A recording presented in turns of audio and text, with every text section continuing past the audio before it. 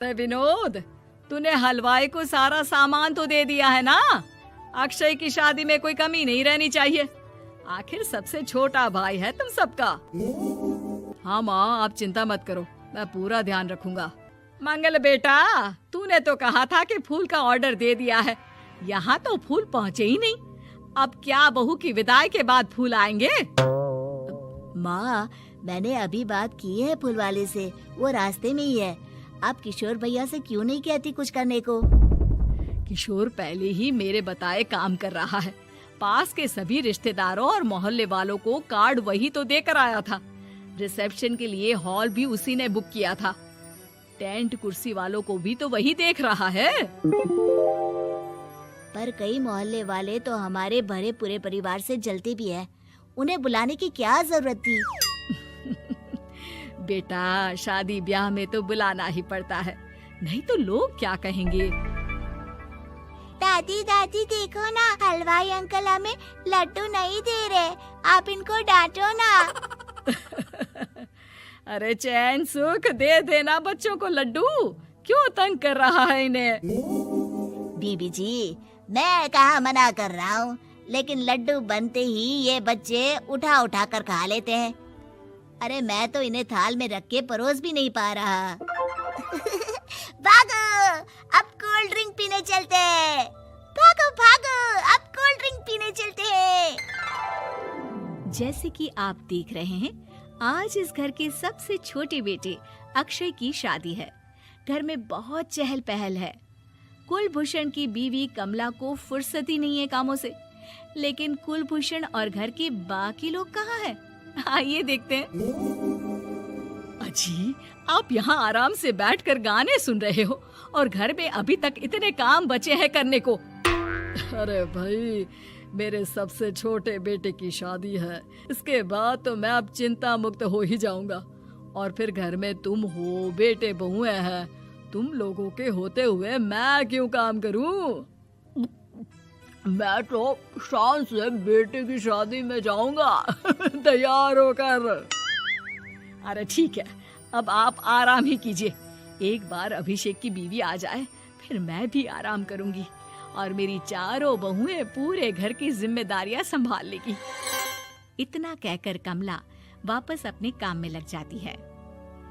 बेटा भी, तू अब तक तैयार नहीं हुआ? किससे बात कर रहा है फोन पर?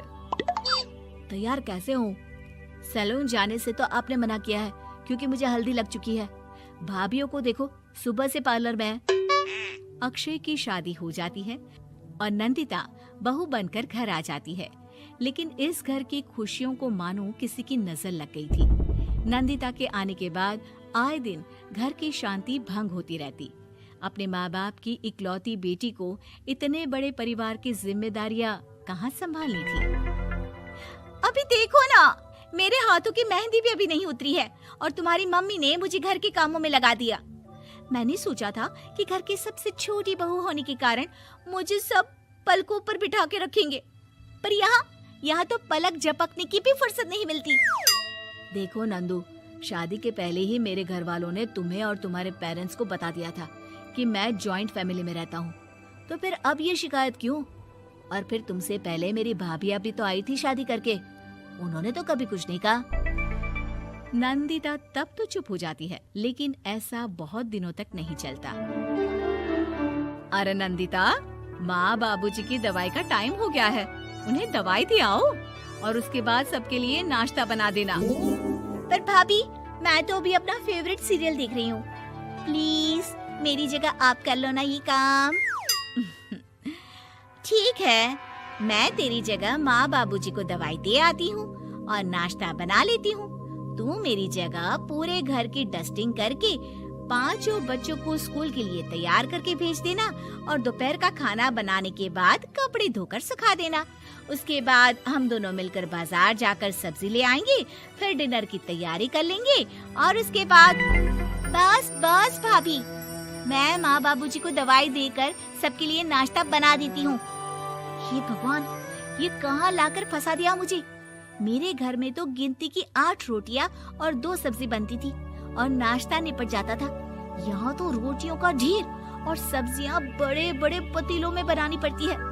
नाश्ता बनते बनते लंच का टाइम हो जाता है और लंच बनते बनते डिनर का। अभी मुझ में तुम्हारे पूरे परिवार का नखरा उठाने की और ताकत नहीं बची। मैं ऐसे नहीं रह सकती। अरे तो क्या चाहती हो तुम? मुझे अलग रहना है बस। तो ठीक है, हम कल ही शिफ्ट हो जाएंगे किराए के घर में। इतना बड़ा घर होते हुए हम किराए पे क्यों रहेंगे? ना जी ना, घर में ही दीवार खड़ी करो अपने हिस्से के आगे। घर के साथ साथ घर की खुशियों में भी दीवार खींच जाती है।